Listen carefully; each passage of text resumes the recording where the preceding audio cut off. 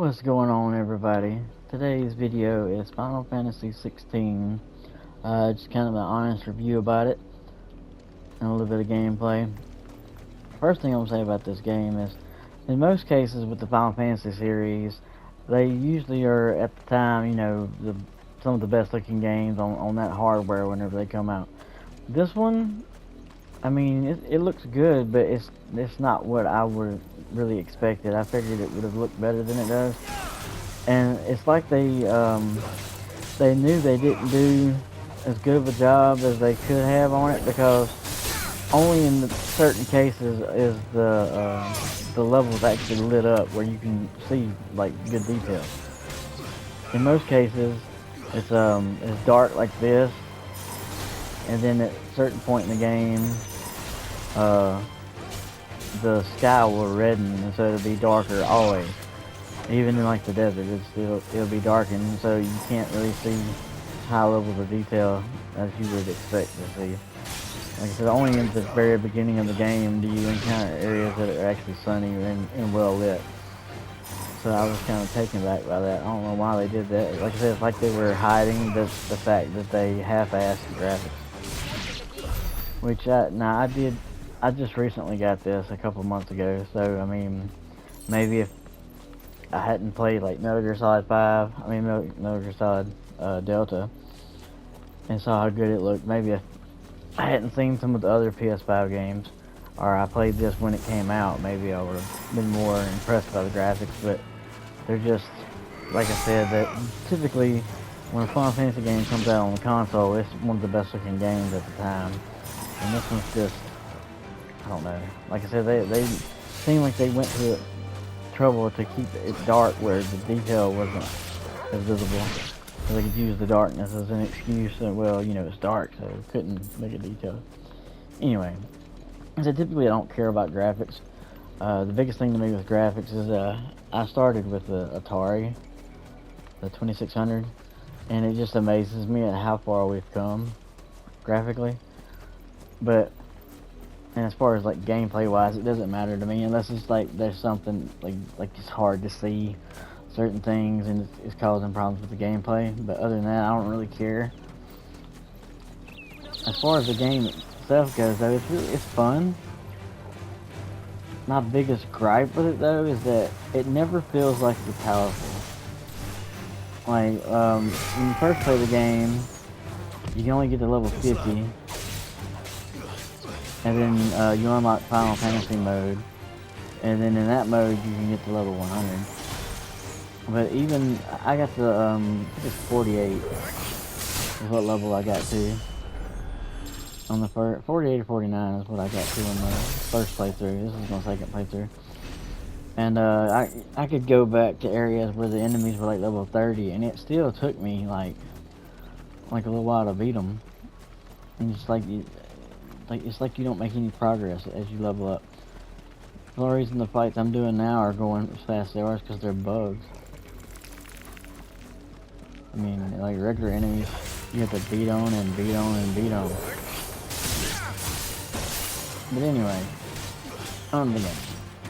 Like I said, it's fun. It's got a very good story. It's very serious. There's a whole lot of deep undertones about how bad slavery is. Which is true, slavery is horrible. But as you see, like, they're a higher level than I am.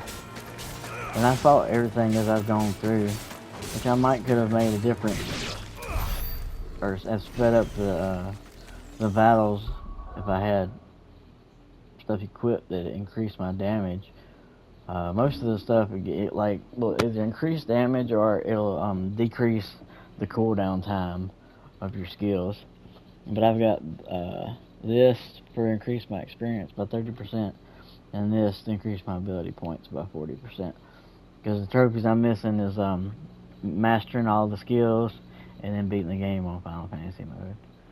And then I got this, so it'll slow down. It'll tell me whenever I can dodge, because I suck at knowing when to dodge, so I cheat, I'm not gonna lie. Big thing on this game is the ability system. As you can see, you get quite a lot, and you can you can have up to 3 equipped at one time, and you tap R2 to change through them. Or maybe it's L2. It's L2. You tap L2 to change through them. You hold down R2, and then hit square or triangle to use the skills, and then circle just depends on what you got equipped. Like say that, he'll use Odin's sword. Only thing about Odin's sword is like your damage is shit whenever you're using it, but it fills up your Xanasuken bar. And then Bahamut. I use Shiva, Odin, and Bahamut. And that seems to do pretty good. I don't have any problem with it.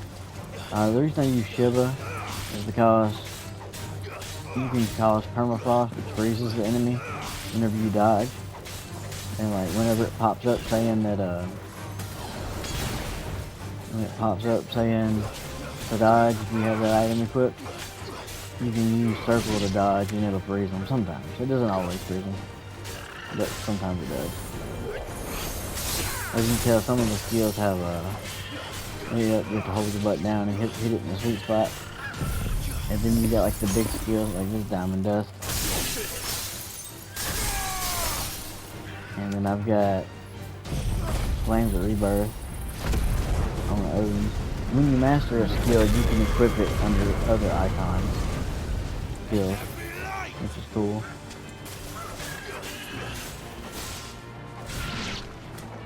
Like I said, it's just you just have to beat on them and beat on them. You just don't feel like you're really gaining much strength.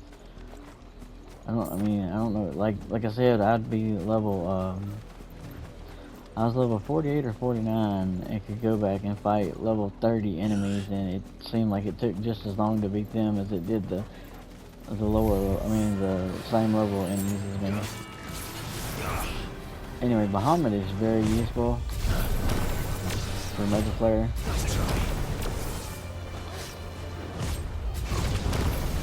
Get it to 4, and then leech it, and then there'll be a circle around you, and that stuff gets hit in that circle. But it does good damage, and it's constant. You don't have to worry about hitting them. You just keep them within that circle, and everything in that circle will get hit.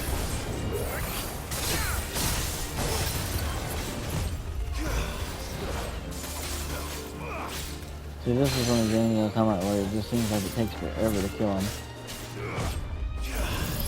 And this is the way most enemies are. Most enemy fights is just like this. You have to beat on them and beat on them and beat on them. I mean, I don't know, you just don't feel like you're strong. You know, any other Final Fantasy game, by the time you get to level 60, you can just decimate anything. It don't matter what it is. Like this one, it just, you lack that feeling of strength. And for somebody who can use multiple icons, you know, that just tells you, like, you know, he's a badass. But, nope. I don't know if they did it to add a challenge to it, or, I don't know what the deal was with it. I use Lightning Rod and Geiger Flare. Every time you hit the Lightning Rod, it sends electricity out and does damage. So if you use it with Geiger Flare,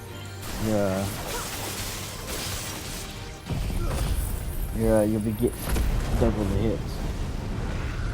It doesn't work on these because they stop time. Like certain ones it doesn't work with.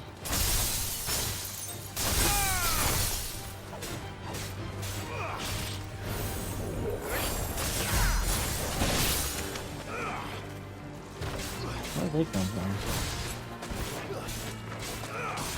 Like it gets pretty repetitive, the combat does. Because you can only have so many skills equipped. You can have 2 skills with each of your icon set. And then you got a third one, which is your dodge. Or, well, it's not always dodge. Like I said, in Odin's, it uses Odin's sword. It equips it, so you can build your Xanasuken and gauge up. And with Shiva, it's a dodge that will freeze the enemy. If it catches them right, it'll freeze them. And you can get some free licks in on them.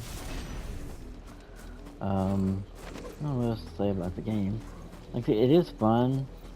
Though going through it a second time on Final Fantasy mode does feel kind of like a chore because I already know all the story. And I mean, I can skip stuff, but it just feels like they should have made it where you feel more powerful.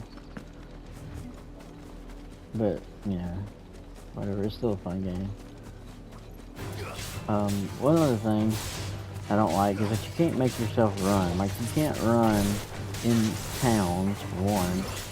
And then, like, when you're in the open world, you can't make yourself run. You just have to be going a direction for a certain amount of time, and he'll eventually start running on his own. But he really doesn't run that fast. Which, you can, there's a quest you can do to get a chocobo, or you can use it, but the downside of that is you won't be getting experience from fighting enemies. So, it's kind of like, do you want to level up, or do you want to... Or do you want to just get through fast? And I don't really think you need to level up per se. The only reason I'm doing it is because I'm on Final Fantasy mode and why not? But you get a fuck ton of experience on here because I've got the stuff equipped that increases my experience and AP points, but you get a lot of experience on Final Fantasy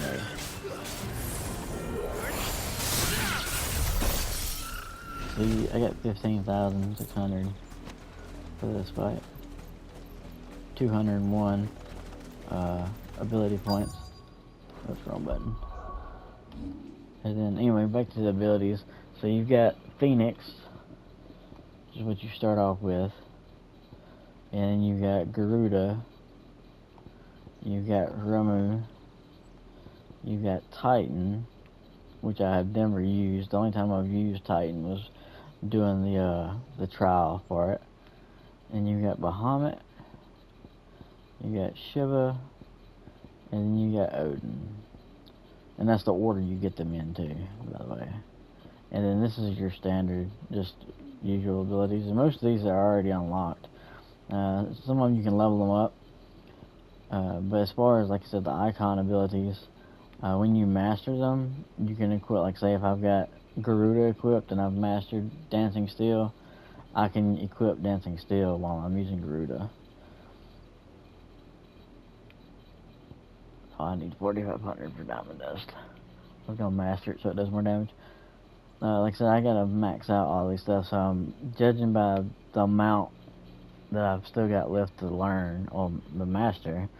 I'm probably gonna be doing a lot of grinding once I get to the end of the game again. Equipment is kind of lackluster. Like there's not a whole, like there's a good bit, but like it's just, instead of like the other Final Fantasy games where like you go to the store and there's a bunch of stuff to buy, no. Generally after you do something in the story, there'll be like a new sword and new equipment. One of each equipment that you can upgrade. And then like if you do some more stuff in the story, there's another sword. And I mean, I don't know. It seems like they just kind of phoned it in. They didn't really, I don't know what they were going for. And then like here's your map. You get fast travel areas as you go. And basically, even though there's all these different fast travel, it's all one map. Like this is one map, this area is one map, this area is one map. So whenever you go to one, so you can still get to all the other areas in that map. See, I'm down here. I'm at this one, but if I go up here, well, it's blocked off. But I mean, typically you just go up here, and I can continue on and get up to up here or up here. Like that's all one map. It's kind of like the way Final Fantasy XII's maps are. But that being said, there's nowhere near as many maps. Like I said, there's just, 4 maps? 1, 2, 3, yeah, there's just 4 maps. And I mean, they're big, but, see, it takes a while to get across them. Even on Chocobo, it takes a while to get across them. But they're not, I don't know, I just expected more. And like I said, it's not to say it's a bad game, it's a fun game. Another cool thing is you can save at any time. As long as there's not a fight going on, you can save. But I don't know. It seems like they kind of phoned it in. Like maybe they rushed it. I don't know. Because it seems like there's more they could have done Quiet, you! to flesh it out. But I You don't know. fancy dancing a gallows jig like the miller's Anyway, that's son? all I got. I just wanted to kind of give you an honest review. Bottom line, is it a fun game? Yes. Is it playing the platinum? Yes, because you have to beat the game once to unlock Final Fantasy mode, because one of the trophies is for beating Final Fantasy mode. And then the other trophy that I still have to get is the one for mastering everything, which means that, I mean, I have no doubt that there's going to be a big grind at the end for me to get that trophy. But it is fun. It's worth playing. I don't know that I would have paid full price for it, full $70, just considering. But it's definitely fun. Definitely worth checking out. Anyway, that's all I got. I appreciate y'all watching. Y'all have a good